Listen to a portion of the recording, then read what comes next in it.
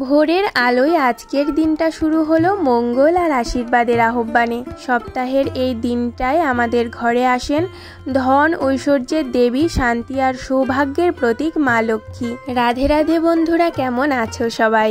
আজকের এই ভিডিওতে আমরা জানবো লক্ষ্মী পূজার মাহাত্ম্য, এর পেছনের গল্প, রীতিনীতি ও এর শিক্ষা। তো সকাল সকাল উঠেই কিন্তু মা লক্ষ্মীর ভোগের প্রস্তুতি আমি শুরু করে দিয়েছি। তারপর মা লক্ষ্মীর পুজো আরম্ভ করব।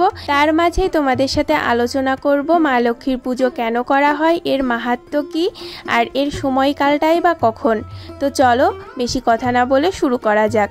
বন্ধুরা, প্রথমে আসি কেন মা লক্ষ্মীর পূজা করা হয়। আমরা সবাই জানি সংসার চালাতে চাই ধন সম্পদ, চাই সৌভাগ্য, কিন্তু শুধু ধন থাকলেই তো সুখ পাওয়া যায় না, তাই না?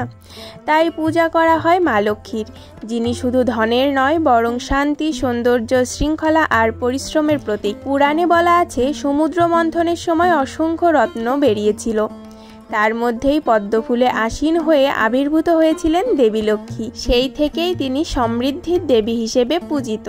কিন্তু তিনি কেবল অর্থ দেন না, তিনি শেখান ধন ব্যবহার করার সঠিক পথ। যেখানে সততা, পরিশ্রম, ভক্তি আর পরিচ্ছন্নতা আছে, সেখানেই মা লক্ষ্মীর আশীর্বাদ নেমে আসে। আর যেখানে অলসতা, অহংকার আর অপচয় আছে, সেখান থেকে তিনি সরে যান। তাই মা লক্ষ্মীর পূজা মানে শুধু ধন কামনা নয়, বরং সংসারে শান্তি, ঐক্য আর মঙ্গল চাওয়া। এবার আসি মা লক্ষ্মীর পূজার মাহাত্ম্যে। বাংলায় কোজাগরী পূর্ণিমার সকালে বা সন্ধ্যায় ঘরে ভক্তি ভরে এই পূজা করা হয়, অথবা সপ্তাহের একটা দিন বৃহস্পতিবারেও এই পুজো করা হয়। কোজাগরী মানে কে জেগে আছো।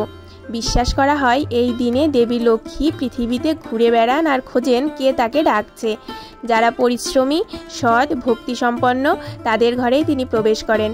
মা লক্ষ্মী পূজার মাহাত্ম্য হলো সংসারে শান্তি বজায় রাখা, অশুভ শক্তি দূর করা, পরিবারের মিলন ঘটানো, আর সর্বোপরি আমাদের শেখানো অলসতা, অপচয় আর অহংকার ত্যাগ করতে হবে। তাই তো মা লক্ষ্মীর আশীর্বাদ মানে শুধু টাকা নয়, বরং ঘরে আলো, মনে শান্তি আর জীবনে সৌভাগ্য। এবার চলো তোমাদের সাথে ছোট্ট একটা গল্প শেয়ার করি। একবার এক গ্রামে এক দরিদ্র ব্রাহ্মণ বাস করতেন। তিনি ভীষণ অলস ছিলেন।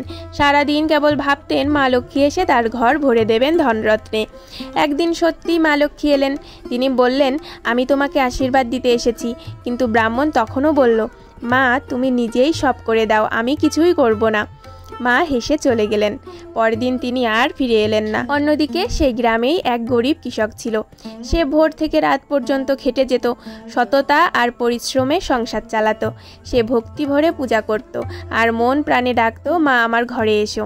মা লক্ষ্মী খুশি হয়ে তার ঘরে প্রবেশ করলেন।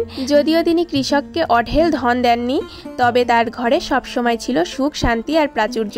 এই গল্প আমাদের শেখায় ভক্তি থাকলেই হবে না, চাই সততা ও পরিশ্রম। অলসতা আর অপচয়ের ঘরে মা লক্ষ্মী থাকেন না। আর যারা পরিশ্রম করেন, সত্যের পথে চলেন, তাদের ঘরে মা লক্ষ্মী আসেন। লক্ষ্মী পূজা আমাদের শেখায় জীবনে শান্তি আর সৌভাগ্য চাইলে পরিশ্রম করতে হবে। পরিবারের মিলন, ভালোবাসা আর শুদ্ধতা থাকলে সুখ টিকে থাকে। প্রকৃত সম্পদ টাকাই নয়, প্রকৃত সম্পদ হলো মন প্রাণের শান্তি। তাই মা লক্ষ্মীর পূজা মানে শুধু ভোগ নিবেদন নয়, বরং ভেতরের অন্ধকার দূর করে আলো জ্বালানো। বন্ধুরা, এই ছিল আজকের বিশেষ আয়োজন মা লক্ষ্মীর পূজা। আমরা যেন শিখি পরিশ্রম, সততা আর ভক্তি প্রকৃত সৌভাগ্যের চাবিকাঠি। মা লক্ষ্মীর আশীর্বাদে আমাদের ঘর ভরে উঠুক আলো, শান্তি আর ঐশ্বর্যে। তো বন্ধুরা, ভিডিওটি কেমন লাগলো সেটা কিন্তু অবশ্যই কমেন্ট করে জানিও। ভালো লাগলে লাইক, শেয়ার এবং সাবস্ক্রাইব করে দিও।